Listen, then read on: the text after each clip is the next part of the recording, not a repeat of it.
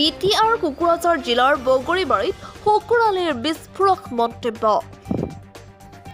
ঘৰত বহি থাকিলে বেমাৰ হ'ব, তাৰ বাবে কংগ্ৰেছে ৰাস্তাই ৰাস্তাই ফুৰিছে যাতে শৰীৰ চৰ্চা হয়। কংগ্ৰেছৰ ভাৰত জোড়ো যাত্ৰা এক নাটকীয় যাত্ৰা। এই মন্তব্য আমাৰ নহয়। এই বিস্ফোৰক মন্তব্য কৰিছে সকলোৰে পৰিচিত বিজেপি দলৰ নেতা শুকুৰালীয়ে।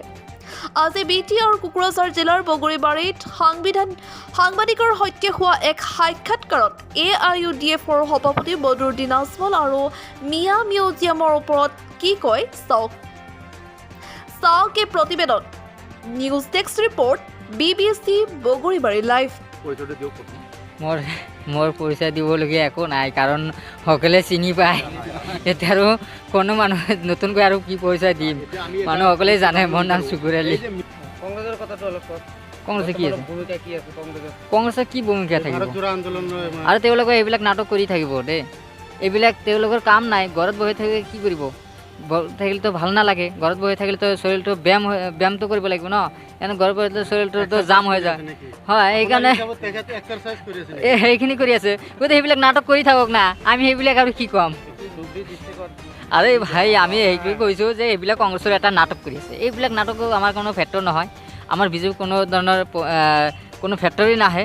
সেইবিলাক নাটক কৰক আৰু কিমান পাৰে কৰি থাকক না, আমাৰ কাৰণে একো ফেক্টৰ নহয়। কাৰণ বিজেপি চৰকাৰ বৃদ্ধি পাইছে, আগুৱাই গৈ আছে। 30 বছৰৰ আগত কোনো কথা নাই, 30 বছৰ জীয়াই থাকিব। যিখিনি মানুহ সজাগতা কৰি আছে ভাৰত জোড়ো সমদলৰ জৰিয়তে, এইখিনিতে মানুহ এতিয়ালৈকে বুৰ্বক নহয় যে 60 বছৰত কৰিব পৰা নাই।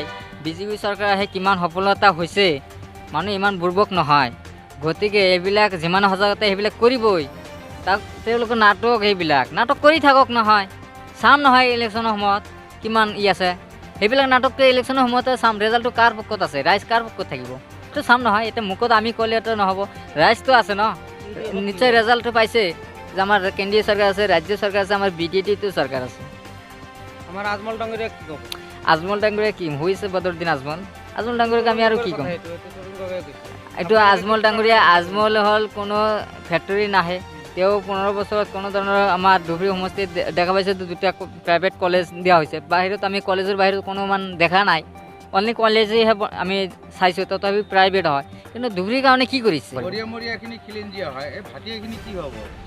সকলোৱে খিলিঞ্জীয়া হয়। ভাটিয়া সেইটো শব্দটো নানিব। ভাটিয়া শব্দটো বাংলাদেশত হ'ব পাৰে, মিয়া শব্দটো নাহে। এইটো আমি অসমীয়া, আমাৰ অসমীয়া আছে।